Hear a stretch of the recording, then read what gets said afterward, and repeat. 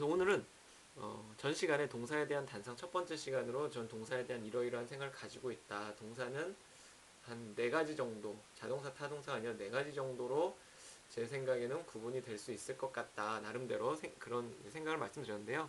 그거에 대해서 좀 이제 확장을 좀 해보도록 하겠습니다.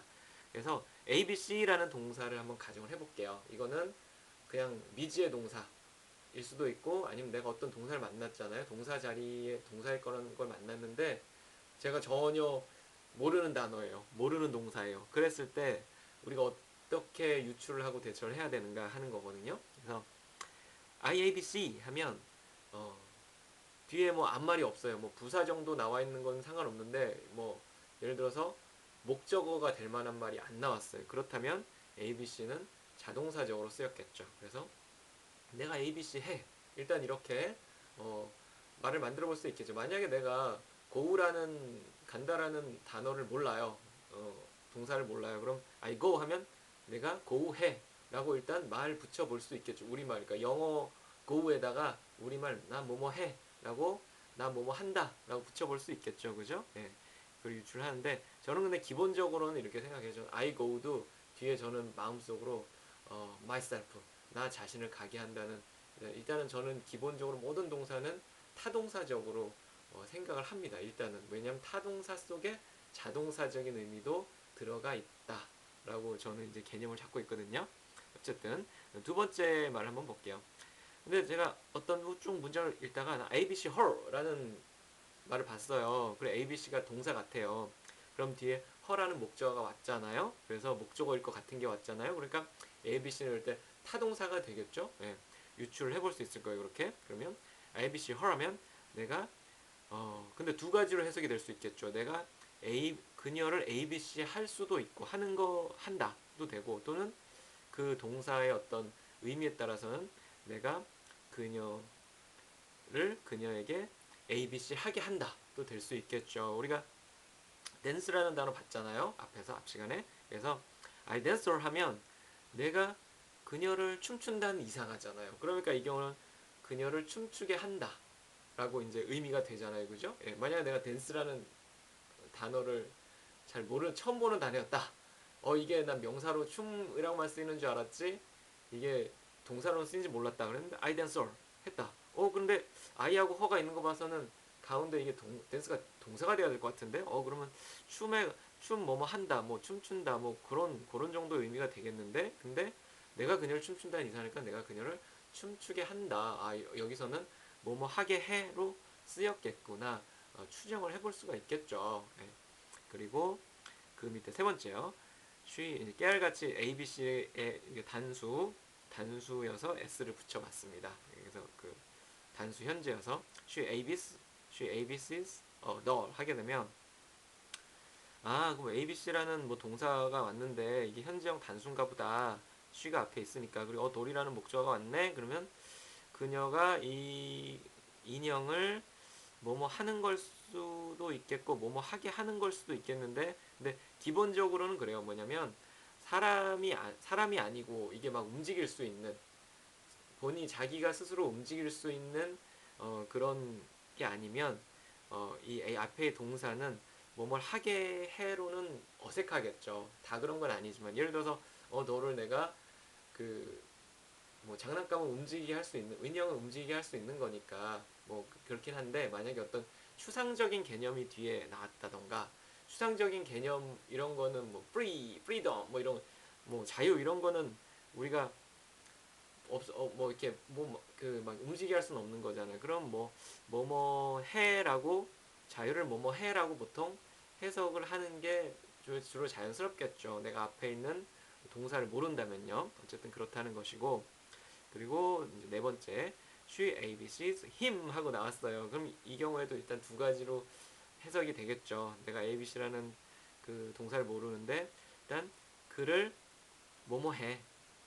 she loves him 하면 그를 사랑해 되겠죠. 뭐뭐 해 되는데 그건 이제 love라는 동사를 알고 있을 때 사랑한다는 의미를 알고 있을 때 얘기인 거고 그리고 근데 she 만약에 이 ABC가 모르는 말 그리고 힘 나오면 그러니까 사람 뭐 움직이게 할 수 있는 거니까 우리가 그에게 뭐뭐 하게 해 라고 해석이 될 수도 있겠죠. 그래서 타동사는 기본적으로 두 가지 해석을 머릿속에는 두 가지 해석을 다 이제 입력을 해놓고 있어야 된다는 얘기죠. 그래서 러브도 그렇잖아요. 뭐 그런 용법으로는 아마 잘 쓰이진 않겠지만 사랑하게 해.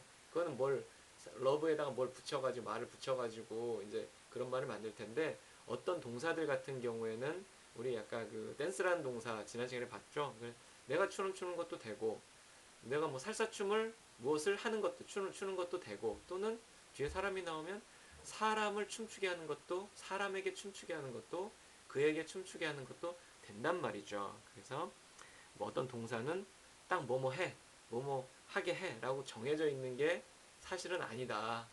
그 원어민들이 쓰다 보니까 이런 용법이 많이 쓰이게 되면 이렇게 되는 거, 예, 저렇게 하면 저렇게 되는 거, 또는 둘 다 쓰면 둘 다 되는 거, 그러니까 되는 거, 그런 거겠죠. 예. 그래서 우리가 참 어려운 거죠. 우리는 딱 한 가지로만 정해주면 참 외우기 편할 텐데, 예, 그런 거죠. 예.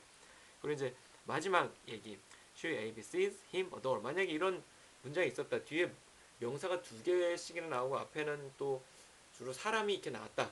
그러면 이거 사형식으로 쓰인 동사인가 하고 한번 추정해 볼 수는 있겠죠. 그죠? 그러면 그녀가 그에게 인형을 A, B, C 하게 하다. 뭐 이런 식으로 뭐 하게 해주다. 뭐뭐 해주다. 야, 너를 뭐뭐 해주다. 뭐 이런 식으로 주로 이제 그 사형식 동사는 뭐뭐 해주다. 뭐뭐 해주다. 이런 주다의 의미가 있는 기부의 를 품고 있는 동사가 많으니까요. 그래서 우리가 ABC라는 그 동사를 몰랐을 때 뒤에 어떤 명사가 나왔을 때 이렇게 유추를 해볼 수도 있다는 거고 반대로 처음 제가 그 전 시간에도 얘기했잖아요. 처음부터 어떤 동사가 나왔을 때 어, 그게 막 다 처음부터 막 A, B, C 막 이렇게 뭔가 자동사, 타동사, 뭐 사형식 동사, 뭐 오형식 동사 이렇게 나눠져 있었을 것 같지 않아요.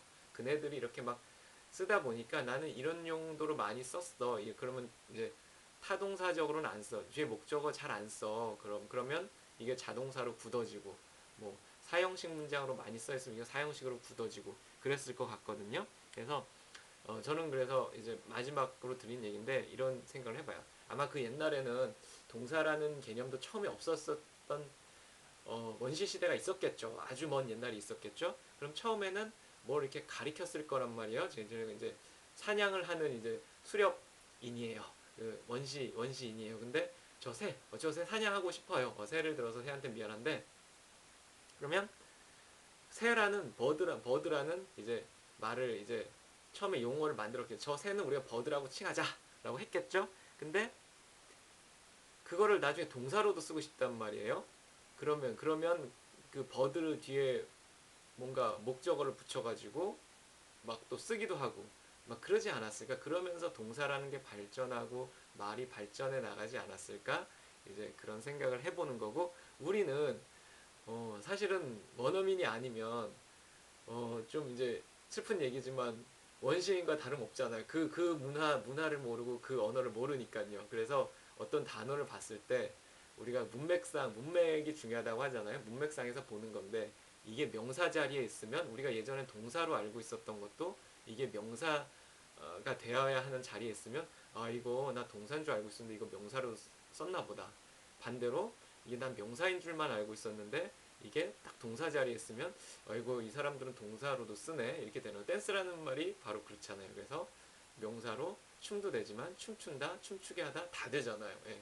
그래서 이렇게 우리가 언어가 다른 사람들이 쓰는 언어를 우리가 습득하고 이해하기가 참 어렵다 하는 거를 이번 시간에 알아봤고 제가 드리고 싶은 포인트는 그겁니다. 어떤 영어를 막 이렇게 읽다가 우리가 모르는 단어, 특히 이제 동사를 만났어요. 그러면 동사 자리의 경우에는 해보는 거죠. 지금처럼 A, B, C를 대입을 해보는 거예요. 뭐뭐 해, 뭐뭐 뭐 하게 해 이런 걸 대입을 해본다는 거죠. 뭐 나중에 부사라던가 형용사라던가 명사라던가 다 마찬가지예요. 만약 내가 모르는 형용사 만났어요. 그럼 뭐뭐 한, 뭐뭐 하는 뭐 이렇게 모르는 부사 만나 뒤에 근데 ly 붙은 거 보니까 부사 같아요. 그럼 뭐뭐 하게 이렇게 이런 식으로 앞에는 그냥 영어 쓰고 뒤에는 우리말로 조사를 붙여주면서 한번 해석을 해보면 그게 또 그 나름대로 해석을 하는 방법이 될 수 있다는 거죠. 예, 오늘은 동사에 대한 단상 두 번째 시간이었습니다.